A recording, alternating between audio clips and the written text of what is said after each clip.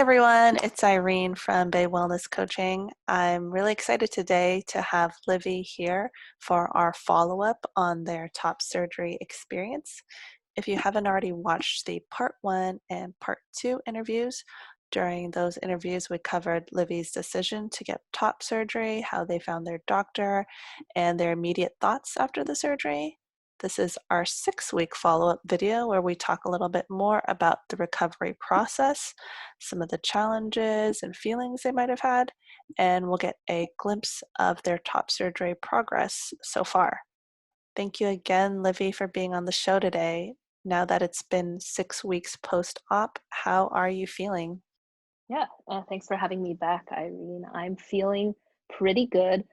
I am recovering pretty well. Everywhere's generally what it needs to be. The incisions are healing up pretty nicely. The main thing was there was a stitch that was kind of sticking out a little bit that I pulled out because it was feeling kind of pokey. Other than that, everything's good. There's still a little bit to go in terms of recovery because things are feeling kind of tight. My pecs are a little bit numb, and the incisions still need to even out a little bit, and the nipple grafts have some healing to do as well. But I'm feeling pretty good. I'm feeling generally happy with the results, good about my body, and overall, it was a great experience. Yeah, that's really awesome and a little bit scary to hear that you had a stitch um, poking out. Did you have to contact the doctor about it, or are you just kind of like, it's okay, I'll just pull it out right here? So I did ask the doctor about what it could be at the online follow-up that I did, where I just posted pictures to have the doctor look at it a couple days ago. And it seems to be actually a pretty common thing for the stitch to maybe be left over and not have fully dissolved yet, because they had a FAQ that included that question there. So I imagine it's pretty common, and the recommendation was to use sterilized tweezers and scissors to cut it out or pull it out and then cut it, and then the rest of it will go back in and dissolve.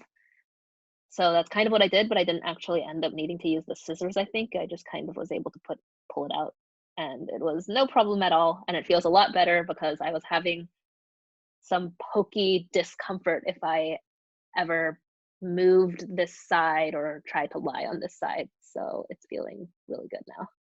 Wow, yeah, that's something new to me. I did not learn about that, so that's really insightful. I mean, has there been anything else in the top surgery experience that has surprised you so far, like that you didn't realize before you went into the surgery? Is there anything you learn now that you didn't know before? I guess before I didn't really have a sense as to how the recovery would go, and now I have personal experience with it, but then again, it's going to be different for everyone. For me personally, I do remember back in the first week when I had to sleep a little bit elevated. I wish I had a neck pillow or something to help with the neck pain from sleeping in that position, which wasn't super great for my back and neck.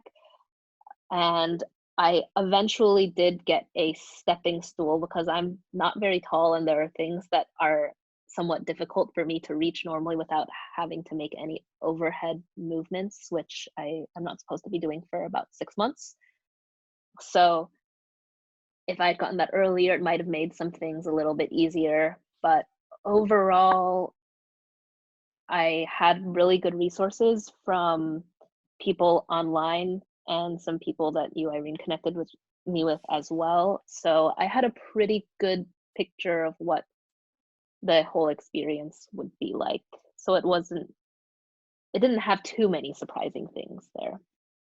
Yeah, it looks like you did a lot of your research beforehand. In terms of that neck pillow, like what was it that caused you, like were you needing to use a pillow, like laying on a pillow? Was it like an inclined pillow that maybe would have helped? Like what is like the need to be elevated, at least in that recovery moment? As in the why did I need to be elevated or how did I elevate? Yeah, maybe both. Okay. I'm not actually sure the reason I am at I'm not entirely sure the reason, but the way that I did elevate myself was I used a combination of my friend got me this big pillow that's not quite a beanbag pillow, but it's kind of like a pillow where you would be able to sit on the ground and lie against it kind of thing. And then I just used that on my bed and then put a pillow on top of that. So I ended up being at sort of an incline. I think other people sometimes just use many pillows and create a pillow mountain to do that. So that's how I ended up creating the elevation, which was only required for the first week. But I think it would have helped to have some amount of neck support there, kind of like how you might want something on an airplane. Might have helped me sleep a little bit better. Mhm. Yeah, and where are you in your recovery process right now? For example, in the previous video, you mentioned a little bit about the scar ointment that you're using. Like, what does the recovery process look for you right now? Right now, I am still using a scar gel called biacornium, which is a medical grade ointment, and I do that twice a day, and I'll probably be doing that twice a day until about 3 months after surgery. And I don't think it's something that's required, and I don't entirely know how much it's going to make a difference versus if I use it or not, but I think that it's probably worth doing. And as far as working out, I've I started working out a few weeks ago, but I was only able to lift up to 25 pounds. Now I don't really have any restrictions other than not being able to lift elbows above shoulders. So I'm still doing a lot of the same workout where I'm working out from home because I'm not able to really get to a gym right now and use a barbell. So I do mostly body weight, rings, and dumbbell exercises. And I'm working my way up in weight and trying to go generally slowly. So I've been doing that. It's been nice to get back to working out and trying to build some muscle again. That's awesome. I'm glad to hear you're able to start exercising again. And Livy's a weightlifter, so that's pretty cool that you're able to start doing a lot of the exercise, and not all of them, but a good amount of them. So are those mainly the movements that you're allowed to do now? Everything besides shoulder, like elbows above the shoulder? Yep, pretty much no restrictions other than that. So weightlifting and climbing are kind of not things that I can do right now, but actually given the circumstances, I wouldn't so really be able to do that anyway. So I've been trying to do what I can indoors. I recently got a squat rack that won't come for a month or so, but as I start to work my way up to heavier weights, I'll probably do a little bit more squatting, but for now, trying to get outside to occasionally run and body weight and dumbbell stuff has been pretty good. Mhm.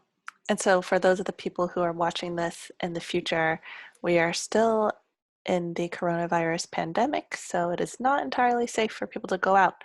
So, at this time, it's probably good that you got some weights that you're able to use at home, given the shelter in place guidelines.